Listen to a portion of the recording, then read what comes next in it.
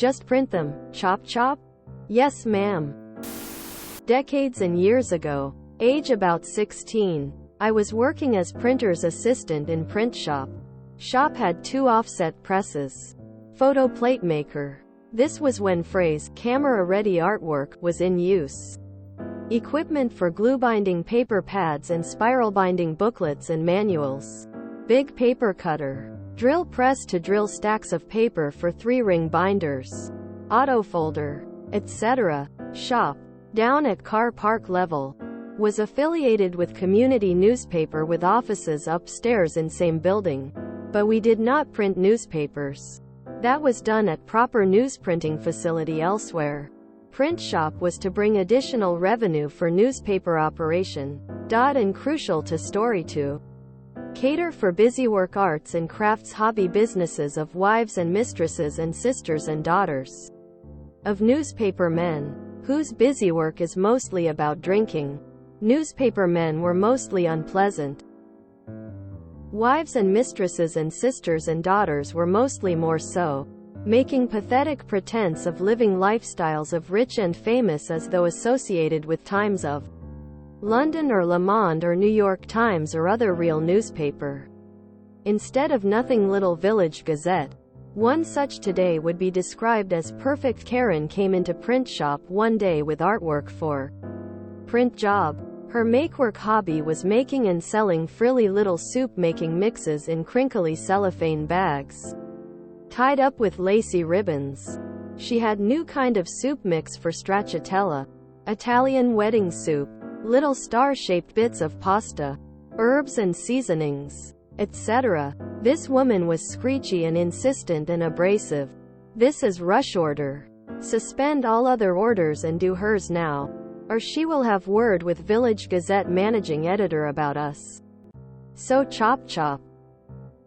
She holds out artwork. Doran, printer, reaches to accept. She deliberately drops on counter just before Doran would close hand. Doran picks up from counter and asks if she wishes proofreading. She sneers. Artwork is camera ready. Is perfect. Does not need editing or proofing. No wasting time or padding bill. Then flounces out from shop. Very well. This is expensive. Complicated order. Multicolor label tag. Multi-passes through press. Gloss coat. Cut. Fold. Drill. First step is to make plates. I am tasked to make plates, 1 for each ink color. Great effort is put into controlling registration. Each ink color printed in correct location relative to all other locations, so finished label looks as though printed in one pass. Labels are printed multi-UP on sheets of expensive fancy cardstock. Then cut and trimmed. Then auto-folded. More precision setup. From rectangle into 4-sided square label tag. Front. Inside front. Inside back. Back. Last step before boxing is to drill single hole in upper left corner. For frilly ribbons to tie label to crinkly cellophane bag. This too I am tasked with. Involves setting up corner jig on table of drill press. Stacking folded labels and ramming against jig. Then drilling. 50 at a time. I am just about to lower spinning drill to first stack of 50 when I stop. Switch off drill press. And say, Doran, how do you spell stracciatella? Doran is very adept. Quick copy editor. He immediately calls out, stracciatella. Quote, I get big grin on face and say, yes. This is how I spell stracciatella. 2. Doran, quickly beginning to suspect, says, why do you ask? Quote, I raise my voice to imitate Mrs. Karen. Artwork is camera ready. Is perfect. Does not need editing or proofing. No wasting time or padding bill. Quote. Doran now shares my big grin and looks sideways at me. I hold up undrilled top label. Like all others in large stacks next to drill press. It reads stracciatella. Now is Doran's turn to raise voice. Artwork is camera ready. Is perfect. Does not need editing or proofing. No wasting time or padding bill. He, now laughing, Points at drill press and tells me to get busy on finishing important rush order. I drill and drill and drill. Many stacks of many labels. These are neatly boxed up.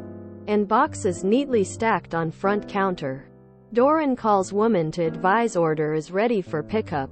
She arrives shortly later. Examines labels. Says something to effect of, see how easy when you just do as you are told.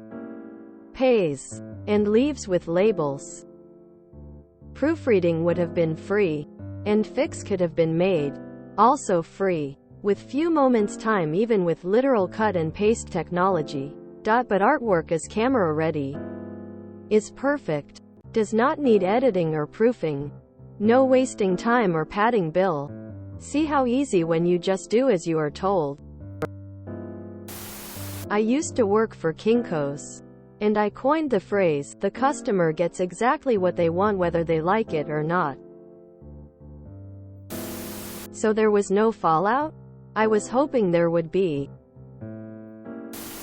Wives and mistresses and sisters and daughters of newspaper men, whose busy work is mostly about drinking. I've only read the first paragraph. And you have me laughing. Thanks. Now, back to the post. Back again. I've got to ask. Did she ever realize the mistake? Did she come back demanding a refund? Did she slap someone and got to jail? How can you do this to me us? Nothing happened.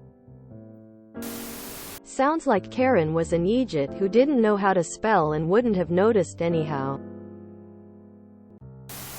Why didn't you call her pretending to be a customer and tell her her label was misspelled? Rule 7.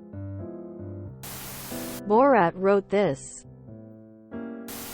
Op spelled stracciatella. Left out AC. Wrong on the plates. But Karen did not realize it. Or had the brains to probably. That was the MC. This was difficult to read.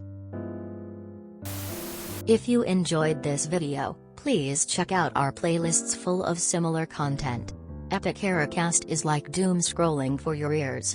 Please like, share, and subscribe.